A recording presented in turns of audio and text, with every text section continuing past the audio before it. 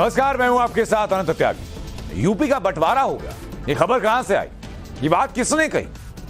आदित्यनाथ योगी ने इस पर रिएक्शन क्या दिया? अखिलेश यादव ने क्या कहा? आज यूपी में एक तरफ जहां 4 नए मंत्री बने तो वहीं दूसरी तरफ बंटवारे वाली बात सामने आई। और इत्तेफाक ये देखिए कि जब लखनऊ में 4 नए मंत्रियों की शपथ हो रही थी, पूर्वांचल के बड़े बाहुबली धनंजय सिंह को दोषी करार दिया जा रहा था। कहा जा रहा है कि धनंजय मामले का इंपैक्ट वाराणसी, जौनपुर से लेकर सुल्तानपुर, बलिया हर तरफ पड़ने वाला है। तो धनंजय का हिसाब किताब योगी कैसे करेंगे? इस सवाल का जवाब क्या है? सवाल पब्लिक का में आज की पहली एक्सक्लूसिव रिपोर्ट।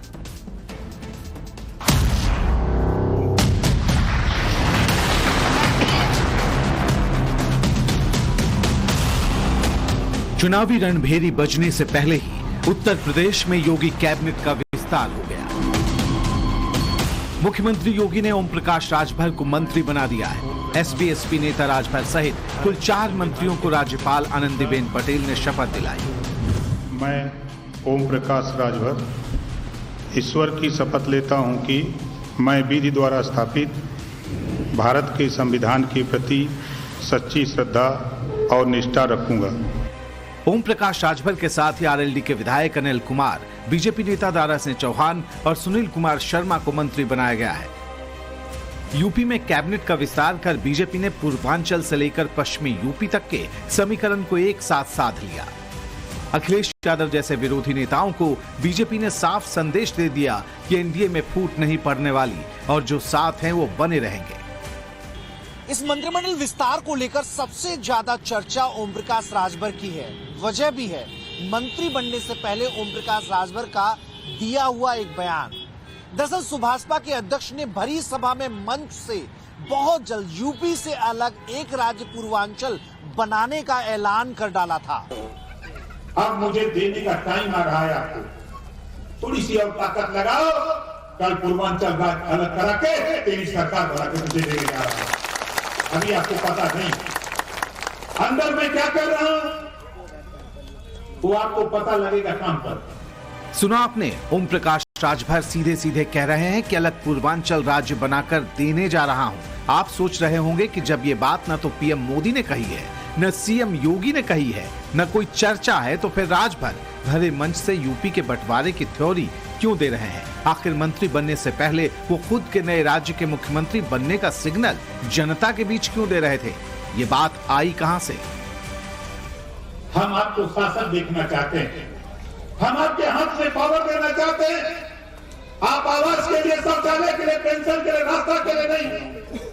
जब तेरा मुख्यमंत्री जिस जिले में, जिस विधानसभा में जाएगा, पूरे जिले का प्रशासन होगा और पूछा जाएगा कि बताओ इस गांव में आवास क्यों नहीं बना। हर कोई हैरान है कि यूपी के बंटवारे की ये थ्योरी आखिर आई कहां से। ऐसा पहली बार नहीं है जब ओम प्रकाश राजभर ने यूपी से अलग पूर्वांचल के निर्माण की वकालत की हो, लेकिन इस बार जो उन्होंने कहा है वो सियासी मंच से कहा है। लिहाजा इससे लेकर अब चर्चा भी तेज हो गई है, साथ ही अब अटकलों का बाजार भी गर्म हो चुका है। यही वजह है कि राजभर की यूपी के बंटवारे वाली थ्योरी पर सवाल खड़े किए जा रहे हैं। पूछा जा रहा है कि क्या एसपी के नेता ओम प्रकाश राजभर दबाव की राजनीति कर रहे हैं? क्योंकि राजभर की ये पुरानी छवि रही है। राजभर ने इस बार जो कहा वो मंत्रिमंडल विस्तार से पहले कहा, लोकसभा चुनाव के लिए पूर्वांचल की कई सीटों पर टिकट के ऐलान से पहले कहा, इसलिए दबाव की राजनीति का इसे हिस्सा माना जा रहा है। दरअसल राजभर चाहते हैं कि बीजेपी उन्हें गठबंधन के तहत यूपी से 3 सीटें दे। सूत्रों की माने तो राजभर की घोसी, सलेमपुर और गाजीपुर लोकसभा सीट पर दावेदारी है, तो वहीं वे बिहार से भी 2 लोकसभा सीटें चाहते हैं। राजभर को पता है कि जब दबाव बड़ा होगा तभी कुछ ठोस हासिल होगा, तभी ज्यादा से ज्यादा हासिल हो पाएगा। 2019 के लोकसभा चुनाव के पहले भी राजभर ऐसी ही सियासत कर रहे थे। वे घोसी लोकसभा सीट पर अड़ गए थे। वे तब बीजेपी के साथ थे, लेकिन बीजेपी ने सीट नहीं दी। नतीजा, उन्होंने चुनाव आते आते बीजेपी से गठबंधन तोड़ लिया था। 2019 में बीजेपी ने घोसी से अपने सिटिंग सांसद हरिनारायण राजभर को रिपीट किया था, लेकिन एसपी और बीएसपी के साझा उम्मीदवार अतुल राय से तब हरिनारायण राजभर चुनाव हार गए। घोसी में 2019 में हरिनारायण राजभर की हार के पीछे ओबीसी वोटरों के बिखराव को भी एक वजह माना गया, क्योंकि घोसी लोकसभा क्षेत्र में राजभर वोटरों की तादाद 2 लाख से ज्यादा की है। इन पर ओम प्रकाश राजभर की मजबूत पकड़ है। एसपी इन्हें अपने पाले में गोलबंद करने की ताकत भी रखती है। यही वजह है कि ओम प्रकाश राजभर अपनी सियासी ताकत को अलग अलग मुद्दे उछालकर तोल रहे हैं, जिनमें से एक यूपी से अलग पूर्वांचल राज्य बनाने का मुद्दा भी है। दरअसल वो ये साबित करने में जुटे हैं कि पूर्वी यूपी में उनकी पार्टी कुछ जिलों तक सिमटी नहीं है, बल्कि उनकी उपस्थिति हर जिले में हर जगह है। पश्चिम के लोग हरित क्रांति की बात करते हैं, हरित प्रदेश की। बुंदेलखंड के लोग बुंदेलखंड की बात करते हैं। तो हम लोग पश्चिम में पूर्वांचल राज्य की बात लंबे समय से पिछली सरकारों में भी चर्चा हुई थी, इस सरकार में भी चर्चा तो होगा। यहाँ राजभर वोट बैंक के ओवरऑल फैक्टर को समझ लेना भी जरूरी है। यूपी में राजभर वोटर 4% हैं। 16 लोकसभा क्षेत्रों में वोट बैंक असरदार है। इनमें ज्यादातर पूर्वांचल की सीटें हैं। राजभर वोट भले इन सभी 16 लोकसभा सीटों पर निर्णायक न हो, लेकिन खेल बिगाड़ जरूर सकता है। 2019 के लोकसभा चुनाव में बीजेपी को पूर्वांचल की 6 सीटों पर हार मिली थी। श्रावस्ती, घोसी, लालगंज, आजमगढ़, जौनपुर और गाजीपुर में बीजेपी की हार हुई थी। ये वो सीटें थी जहां राजभर वोटरों की ताकत खासी मजबूत है। तरक्की की तरफ आगे ले जाने के नियत के साथ भारतीय जनता पार्टी काम कर रही है। जिन लोकसभा क्षेत्रों में राजभर वोट बैंक असरदार है, अब उसे जान लीजिए। वाराणसी, जौनपुर, घोसी, लालगंज, गाजीपुर, अंबेडकर नगर, सलेमपुर, आजमगढ़, बलिया, चंदौली, प्रयागराज, फैजाबाद, बस्ती, गोरखपुर, मछली शहर और भदोही लोकसभा सीट पर राजभर वोट निर्णायक है। यही वो फैक्टर है जिसकी वजह से ओम प्रकाश राजभर और उनकी पार्टी को बीजेपी इतनी अहमियत दे रही है। मंत्रिमंडल विस्तार में पार्टी को जगह मिली तो आगे सीटों के बंटवारे को लेकर भी चर्चा गर्म हो चुकी है। होगा, आज नहीं तो कल कल नहीं तो परसों। एनडीए में लेकिन एक राय नहीं है फिर इसको लेकर। हो जाएगा भाई। देखिए, कुछ चीजें हैं, बीजेपी उनकी अपनी पार्टी का अपना मत है। सूत्रों की माने तो बीजेपी का अंदरूनी आकलन बताता है कि राजभर के साथ गठबंधन से उसे जौनपुर, घोसी, आजमगढ़, लालगंज, श्रावस्ती और गाजीपुर में बड़ा फायदा मिल सकता है। राजभर इसे बखूबी समझते हैं और यही वजह है कि वे प्रेशर पॉलिटिक्स के अपने ट्रेडिशनल स्टाइल में फिर से लौट आए हैं। ओम प्रकाश राजभर भले ही यूपी बंटवारे के मुद्दे को उछालने में जुटे हों, लेकिन उत्तर प्रदेश के सीएम योगी आदित्यनाथ ने साफ कह दिया है कि वो यूपी को बांटने नहीं बल्कि जोड़ने आए हैं। जून 2021 में उन्होंने साफ तौर पे ये कह दिया था कि उत्तर प्रदेश को 4 भागों में बांटने का कोई प्रस्ताव अभी फिलहाल नहीं है। मतलब ये 2021 से ही साफ है कि यूपी के बंटवारे का कोई सीन नहीं है। खुद सीएम योगी सब कुछ साफ कर चुके हैं। कहीं कोई प्रस्ताव नहीं, फिर भी राजभर पुराना राग अलाप रहे। दरअसल राजभर एक साथ 2 तरह का रुख दिखा रहे हैं। उन्होंने न सिर्फ अलग राज्य के मुद्दे को हवा देना शुरू किया है, बल्कि लालू यादव के पीएम मोदी पर किए गए निजी हमले पर भी उनकी प्रतिक्रिया उस तरह आक्रामक नहीं दिखी जैसा एनडीए के दूसरे नेता दिखा रहे हैं। लालू जी बड़े नेता हैं, अनुभवी हैं और उनसे बहुत कुछ हमने सीखा भी है। पूरे देश की राजनीति में, प्रदेश की राजनीति में एक मजे हुए खिलाड़ी थे और आज बेशक सत्ता से बाहर हैं, लेकिन उन्होंने जो बात कही है, अब उन्होंने अपनी विचार से जो कहा हो। ऐसा नहीं कि सिर्फ राजभर ही प्रेशर पॉलिटिक्स में जुटे हैं। निषाद पार्टी के नेता डॉक्टर संजय निषाद भी बीजेपी से कम 2 सीटें चाह रहे हैं। इसके लिए वो अमित शाह से भी मिल चुके हैं, लेकिन फिलहाल इनके तेवर नरम है।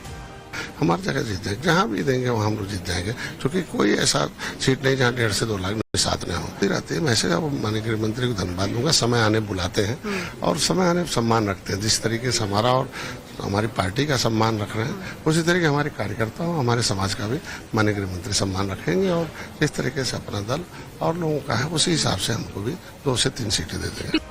बीजेपी अपने इन दोनों सहयोगी दलों को इस वक्त खुश करने में जुटी है। राजभर को मंत्री बना दिया गया है तो संजय निषाद को भी खुश रखने की तैयारी है, क्योंकि पूर्वांचल में हर दिन चुनौती बढ़ती जा रही।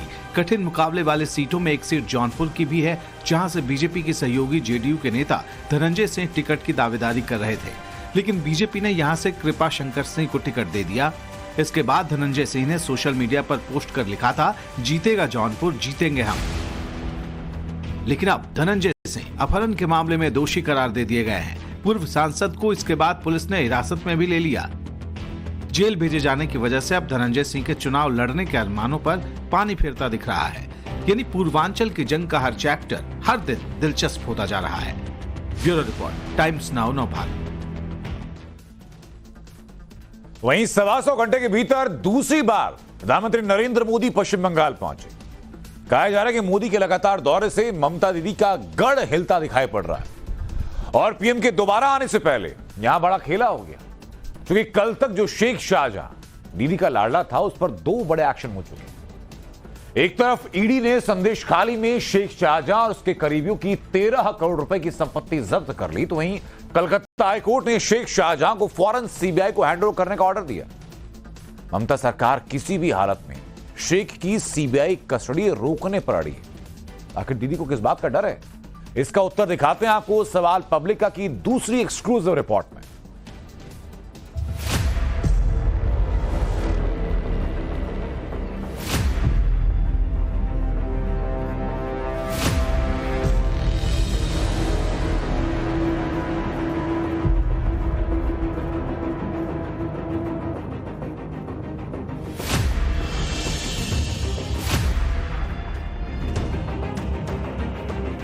संदेश खाली की बहनें इंसाफ की गुहार लगाती रही, लेकिन टीएमसी सरकार ने उनकी एक नहीं सुनी।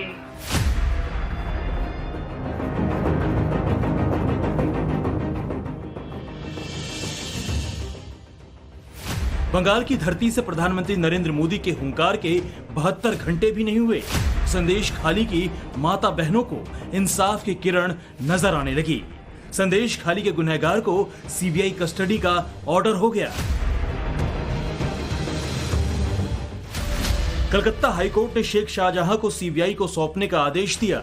साथ ही ईडी अफसरों पर अटैक केस की बंगाल पुलिस की जांच पर भी रोक लगा दी। इतना ही नहीं, अटैक मामले में बंगाल पुलिस की एसआईटी को भी बर्खास्त कर दिया गया। कलकत्ता हाईकोर्ट में ममता सरकार के वकील गुहार लगाते रह गए, 3 दिन की मोहलत की मांग करते रहे, लेकिन कोर्ट ने उनकी एक न सुनी। आदेश में साफ साफ लिख दिया कि शेख शाहजहां को मंगलवार शाम 4:30 बजे तक सीबीआई को हैंडओवर कर दे। साथ ही केस से संबंधित तमाम दस्तावेजों को भी फौरन सीबीआई को सौंपने का ऑर्डर दे दिया।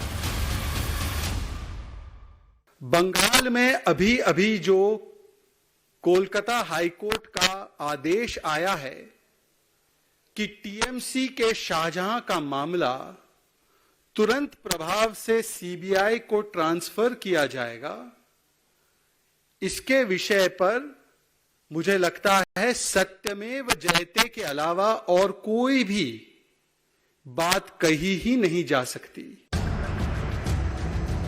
55 दिनों की फरारी और हाईकोर्ट की फटकार के बाद आखिरकार 29 फरवरी को बंगाल पुलिस ने शेख शाहजहां को गिरफ्तार किया था।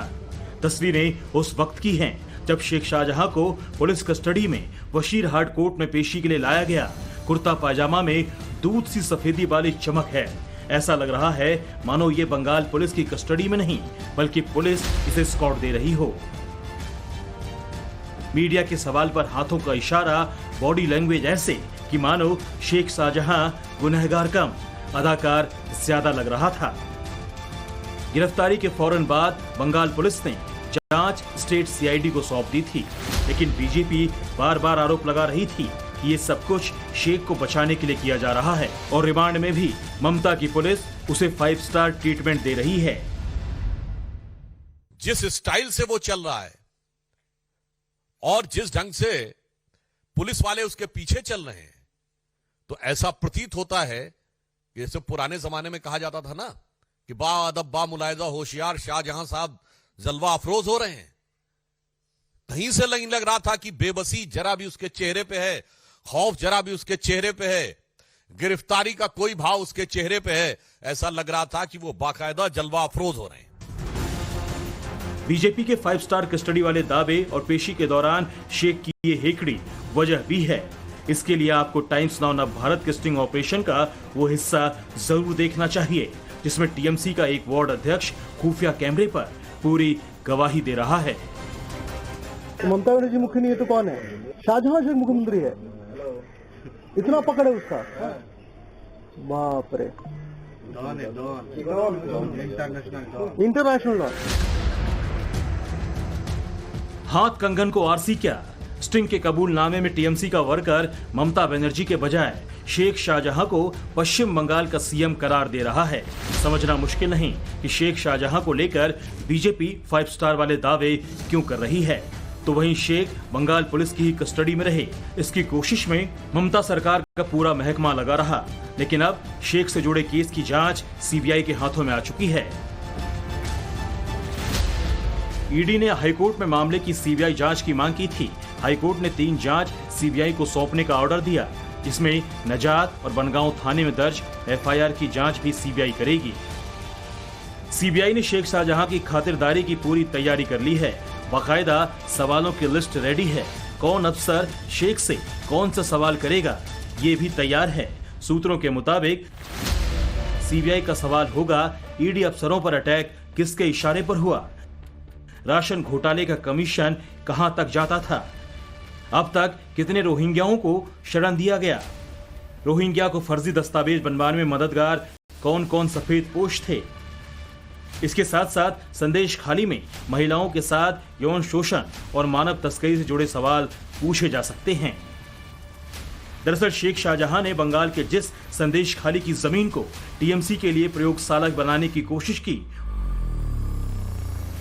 लेकिन संदेश खाली कांड से उठी आंच ने बंगाल की राजनीतिक जमीन को गर्म कर दिया है। सवाल पूछे जा रहे हैं कि मां माटे मानुष के दीदी के समीकरण को संदेश खाली से निकले गंभीर संदेश ने क्या बुरी तरह खंडित किया है।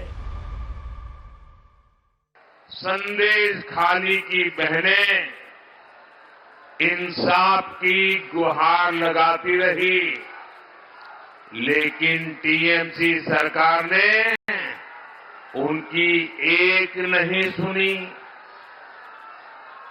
बंगाल में स्थिति ये है कि यहां पुलिस नहीं बल्कि अपराधी तय करते हैं कि उन्हें कब सरेंडर करना है, कब गिरफ्तार होना है। राज्य सरकार तो चाहती नहीं थी कि संदेश खाली का गुनहगार कभी गिरफ्तार हो। मुद्दा महिला सुरक्षा के साथ ही लॉ एंड ऑर्डर का और विकास का भी है। संदेश खाली की हालिया तस्वीरों को बीजेपी बंगाल में ममता के गवर्नेंस मॉडल के तौर पर रख रही है। बीजेपी पैन इंडिया लेवल पर 2024 की चुनावी हवा में संदेश खाली इंडी गठबंधन के गवर्नेंस मॉडल की बानगी के तौर पर दिखा रही है, क्योंकि संदेश खाली की घटना से बड़ा सवाल पश्चिम बंगाल में महिलाओं की सुरक्षा को लेकर खड़ा हुआ। बीजेपी इसके पीछे सबसे बड़ी वजह ममता की तुष्टीकरण की राजनीति को मानती है।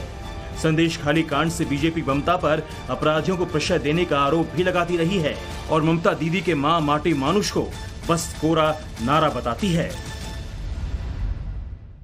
पश्चिम बंगाल में टीएमसी ने मां, माटी और मानुष का नारा लगाकर यहां की माताओं बहनों का वोट लिया, उनको गुमराह किया। लेकिन आज मां, माटी और मानुष सभी टीएमसी के कुशासन में रो रहे हैं। सवाल है, शेख शाहजहां पर सीबीआई शिकंजा क्या बंगाल चुनाव का रुख मोड़ देगा? क्या शेख शाहजहां ने बंगाल की सियासी पिच पर फॉरवर्ड में खेलने वाली ममता को गोलकीपर बना दिया है? लेकिन इस बीच 2 मार्च को बंगाल की सियासत में एंट्री होती है भोजपुरी सिंगर पवन सिंह के। बीजेपी ने पवन सिंह को आसनसोल से टिकट दे दिया। इस सीट पर मुकाबला 2 स्टार के बीच होना था। पवन सिंह के सामने टीएमसी के शत्रुघ्न सिन्हा थे, लेकिन महज 15 घंटों के बाद ही पवन सिंह ने सोशल मीडिया पोस्ट के जरिए आसनसोल से चुनाव लड़ने से इनकार कर दिया। इसके बाद टीएमसी ने पूरे मामले को ट्विस्ट देने की कोशिश की। सोशल मीडिया पर पवन सिंह के पुराने गाने और उनके वीडियो पोस्ट किए जाने लगे, ये बताने की कोशिश की गई कि उनके गानों में बंगाल की महिलाओं को गलत तरीके से पेश किया गया है, लेकिन सोमवार को चीजें क्लियर हो गई। पवन सिंह ने बीजेपी अध्यक्ष जेपी नड्डा से मिलकर अपनी बात रखी। दावा किया जा रहा है कि पवन सिंह बिहार की आरा सीट से चुनाव लड़ना चाहते थे और शायद इसलिए उन्होंने आसनसोल से चुनाव लड़ने से इनकार कर दिया। हालांकि अभी बीजेपी ने सिर्फ 195 उम्मीदवारों के नाम का ऐलान किया है। अभी बहुत नाम बाकी हैं, यानी टीएमसी के हाथ से संदेश खाली को काउंटर करने के लिए आसनसोल वाला ट्रम्प कार्ड भी जाता रहा। तो ऐसे में फिर बात कर लेते हैं उसी शेख शाहजहां की, जिसे सीबीआई कस्टडी में जाने से रोकने के लिए ममता सरकार सुप्रीम कोर्ट तक पहुंच गई। दरअसल बंगाल में 70.54% हिंदू, 27.01% मुस्लिम और 2.45% दूसरे धर्म के लोग हैं और ममता बनर्जी शेख पर कोई भी फैसला लेने से पहले इस 27.01% का पूरा सियासी गुना भाग सेट कर लेना चाहती थी। जानकार कहते हैं कि शेख शाहजहां को लेकर ममता सरकार की इस टेंशन की बड़ी वजह बंगाल की डेमोग्राफी भी है। मुर्शिदाबाद में हिंदू 33.21%, जबकि मुस्लिम 66.27% हैं। वहीं मालदा में हिंदुओं की आबादी 47.99%, मुस्लिम 51.27% हैं। उत्तर दिनाजपुर में हिंदू 49.31%, जबकि मुस्लिम आबादी 49.92% है। जानकार बताते हैं कि बंगाल में आबादी का यही इक्वेशन शेख शाहजहां जैसे किरदारों को पॉलिटिकल प्रोटेक्शन देने का काम करता है। Bureau report, times now Bharat. तो पहले 5 लाख, फिर 50,000, फिर 5,000 और अब 2,000। अयोध्या में क्या मात्र 2,000 लोग रामलला के दर्शन करने आ रहे हैं? दिन ब दिन मंदिर आने वाले भक्तों की संख्या में क्या भारी कमी आ गई? क्या महाशिवरात्रि के त्योहार से पहले अयोध्या खाली हो गई? क्योंकि यह दावा किया जा रहा है टीएमसी सांसद शत्रुघ्न सिन्हा के द्वारा। उनके फैक्ट कितने दुरुस्त हैं? जब हमने इसकी पड़ताल की तो यह सामने आया कि कंफ्यूजन ही कंफ्यूजन है। लेकिन कंफ्यूजन है क्या और कंफ्यूजन को फैला कौन रहा है? आपको दिखाते हैं सवाल पब्लिक का की तीसरी रिपोर्ट में।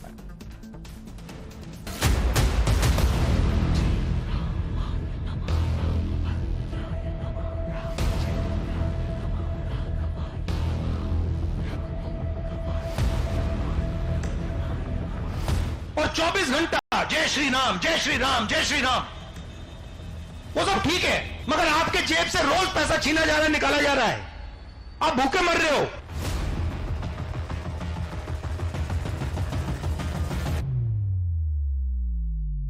पहले दिन 5 लाख लोग पहुंचे वहां पे अपने प्रचार के बाद, और अभी तो 1,000-2,000 लोग जा रहे हैं वहां पे। एक कह रहा है कि 24 घंटे जय श्री राम करने के बाद आप भूखे मर रहे हो, और 24 घंटा जय श्री राम जय श्री राम जय श्री राम, वो सब ठीक है, मगर आपके जेब से रोज पैसा छीना जा रहा है, निकाला जा रहा है, आप भूखे मर रहे हो। दूसरा कह रहा है कि जय श्री राम और भारत माता को कभी मानेंगे ही नहीं। ஜெய் ஸ்ரீராம் என்றான், இதுதான் பாரத மாதாக்கு ஜி என்றான், அந்த ஜெய் ஸ்ரீராமனையும் பாரத மாதாவையும் ஒருபோதும் நாங்கள் ஏற்றுக்கொள்ள மாட்டோம்। एक कह रहा है कि अब राम मंदिर में 1,000 से ज्यादा की भीड़ ही नहीं पहुंच रही। पहले दिन 5 लाख लोग पहुंचे वहां पे अपने प्रचार के बाद, और अभी तो 1,000-2,000 लोग जा रहे हैं वहां पे। तो एक कह रहा है कि अयोध्या का राम मंदिर ही अपवित्र है। ঠিক তেমনি ওই যে রাম মন্দির তৈরি হয়েছে, আমি মনে করি অপবিত্র রাম মন্দিরেতে। भगवान राम के विरोध का साइड इफेक्ट क्या होता है? 24 के चुनाव से पहले इंडी गठबंधन इसे अच्छी तरह महसूस कर रहा है, पर समझ नहीं रहा। जिसने भी रामलला का विरोध किया, उसी का विरोध कर दलों के दल प्रधानमंत्री नरेंद्र मोदी के साथ मिल गए। पर यह बात इंडी गठबंधन के नेताओं को शायद समझ में नहीं आ रही।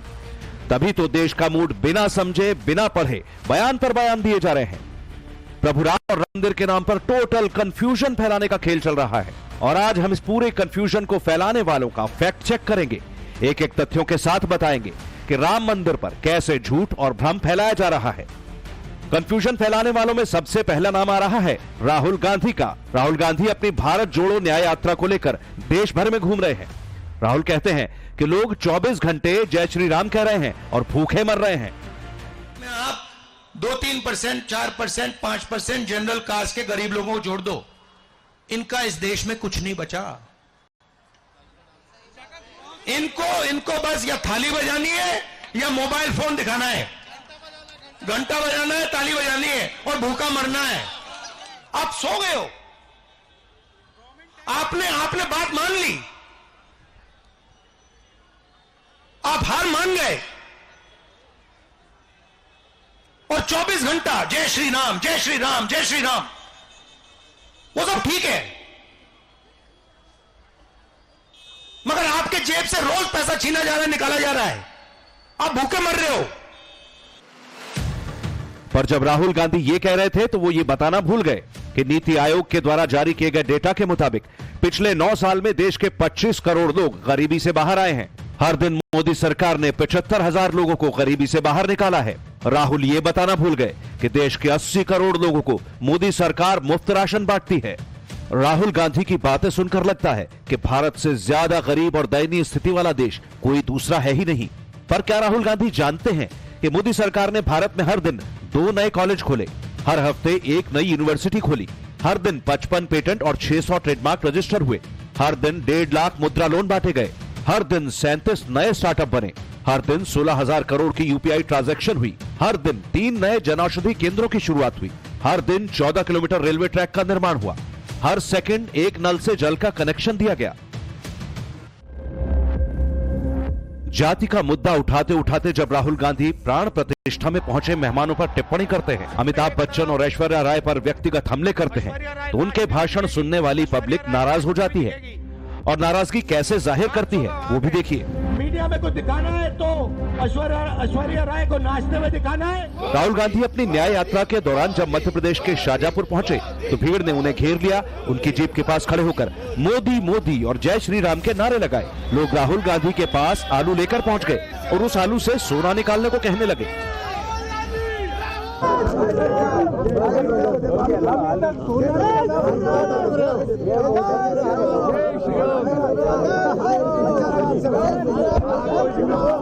राम लहर को ना समझ पाने और ना पढ़ पाने में कितनी बड़ी भूल इंडिया अलायंस के नेता कर रहे हैं, उसकी एक झलक यूपी और हिमाचल के राज्यसभा चुनाव में दिखाई दी। राम मंदिर पर कांग्रेस के स्टैंड से नाराज गुजरात के वरिष्ठ कांग्रेस नेता अर्जुन मोढवाडिया ने कांग्रेस छोड़कर बीजेपी का दामन थाम लिया। बीजेपी का विरोध करते करते राम मंदिर का विरोध करने में लगी पार्टियों की लिस्ट में टीएमसी भी शामिल है। राम मंदिर पर कंफ्यूजन फैलाने वाले दूसरे नेता हैं टीएमसी सांसद शत्रुघ्न सिन्हा। पहले दिन 5 लाख लोग पहुंचे वहां पे अपने प्रचार के बाद, दूसरे तीसरे दिन 3 लाख, संख्या बहुत कम हो गई। उसके 2-3 दिन बाद 2 लाख फिर आ गए और उसके 2-3 दिन बाद 5,000, 10,000, 20,000 और अभी तो 1,000-2,000 लोग जा रहे हैं वहां पे। शत्रुघ्न सिन्हा कह रहे हैं कि राम मंदिर में अब मात्र 2,000 लोग दर्शन के लिए पहुंच रहे हैं। मात्र 2,000 लोग। जब हमने उनके इस दावे को फैक्ट चेक किया तो पता चला कि ये बात बिल्कुल गलत है। अयोध्या में रामलला के दर्शन करने भक्तों की भारी भीड़ पहुंच रही है। ये भीड़ 22 जनवरी के बाद के एक हफ्ते जैसी नहीं है। और इस समय भी हर दिन 2 लाख लोग रामलला के दर्शन को पहुंच रहे हैं। मंगलवार और शनिवार को यह संख्या 2.5 लाख तक पहुंच जाती है। ये तब है जब इस समय कोई पर्व त्योहार नहीं चल रहा। आने वाली 8 तारीख को महाशिवरात्रि का त्योहार है। इस दिन प्रभु के दर्शन करने वाले श्रद्धालुओं की संख्या 2 गुनी होने का अनुमान लगाया जा रहा है। अयोध्या प्रभु श्री राम का भव्य मंदिर बनने के बाद अयोध्या में प्रभु श्री राम के दर्शन करने वाले दर्शनार्थी सिर्फ राम मंदिर ही नहीं, अयोध्या में जितने भी मंदिर है सभी जगह पे दर्शनार्थियों की संख्या बढ़ गई है। और अयोध्या की व्यापार की बात करें तो व्यापारियों का कहना है जब से राम मंदिर बना है सभी मंदिरों पे दर्शनार्थियों की संख्या अत्यधिक बढ़ गई है, जिससे उनके व्यापारों में भी मुनाफा हो रहा है। अयोध्या पहुंचे लोग भी यही कह रहे हैं कि जब से रामलला की प्राण प्रतिष्ठा हुई है तब से अयोध्या में हर दिन लाखों की भीड़ दर्शन करने पहुंच रही है। इसका हुआ इस टाइम से बहुत हर मंदिर पर काफी भीड़ चल रही है। हर आदमी यहाँ खुशहाल है। जो भी हैं दर्शिक हो चाहे जो भी हो, बहुत धूमधाम से खुशियाँ मना रहे हैं। अयोध्या का ये राम मंदिर बनने से सभी मंदिरों पे बहुत पब्लिक आने लगी है, सबका अच्छा व्यापार चल रहा है। यानी शत्रुघ्न सिन्हा की ही पार्टी के एक और नेता हैं रामेंदु सिन्हा।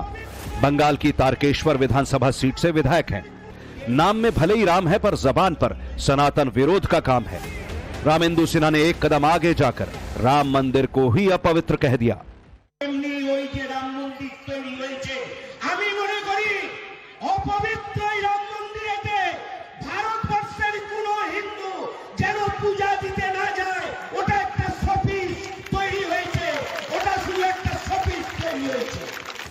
राम मंदिर अपवित्र है, शो पीस है, कोई हिंदू वहां ना जाए, कोई हिंदू वहां पूजा ना करे। ये चिढ़, ये घृणा बीजेपी या मोदी के लिए नहीं है। ये घृणा हिंदू धर्म के लिए है, सनातन के लिए है। एक तो मोदी लहर और ऊपर से राम मंदिर का इंपैक्ट, यही इस चिढ़ की असली वजह है। बीजेपी को पता है 24 के चुनाव में राम लहर बहुत बड़ा असर करेगी और वो राम लहर के इस माहौल को अपने फेवर में मान रही है। यही वजह है कि यूपी के मुख्यमंत्री योगी आदित्यनाथ यूपी में राम मंदिर के जरिए वोटरों को एकजुट कर रहे हैं, तो पीएम मोदी यूपी के बाहर साउथ में सनातनी झंडा बुलंद कर रहे हैं। मोदी इस वक्त साउथ के दौरे पर हैं। 400 पार का नारा बुलंद करने वाली बीजेपी के लिए 400 तक पहुंचना अपने आप में बड़ा चैलेंज माना जा रहा है। 400 तक पहुंचने के लिए बीजेपी को बड़ी सीटें साउथ में हासिल करनी है। ऐसे में बीजेपी साउथ को साधने के लिए एड़ी चोटी का जोर लगा रही है। मैदान में उतरे पीएम मोदी तमिलनाडु में अपने हिंदू पोस्टर बॉय अन्नामलाई के साथ दिखाई देते हैं, उनकी पीठ थपथपाते हैं। दूसरी तरफ सनातन को डेंगू मलेरिया कहने वाले डीएमके के नेता एक कदम और आगे निकल गए हैं।